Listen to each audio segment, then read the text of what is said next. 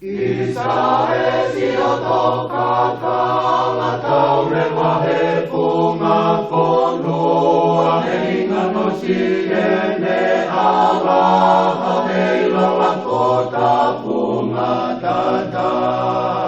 kau akiloto keke talasi etenopo henala toa pamatahangale ene pakala katele aveko si otomatanga Isa esi otoka kala taule mahe funga ponua heinga no siene ala heila lakota bunga tata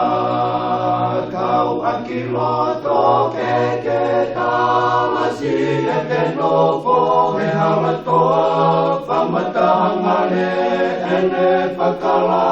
katele aveko si otomatanga halani si imahina hopo moe manule o masiutakae tamake totohe oma matala aite volo koe hana isi au panongo kinuku alo pakesetsi o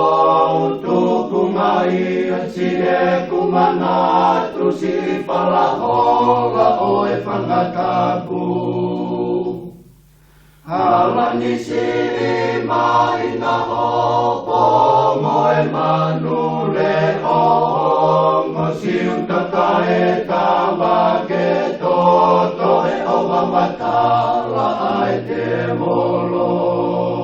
koe ana isi au panongo kinuku alo pakesetsi o tuku mai si e kumana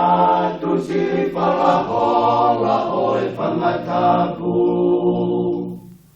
Whakaposi e te nofo whiwhili a mumu e roto e nofo tai Mika meinga e loto e ne mahi ki ho ota e ilo nofo a hou e iki Le ti o kune whakamafora o nofo i e hala marita O mainga aki e loto a mala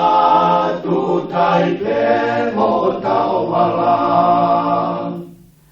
Whakaposi e te nofo whiwhili a mumu e loto e nofo tai Mika meinga e loto e ne mahi ki ota e ilo nofo a hou e iki Le ti o kune whakamafora ho nofo i ne hala marita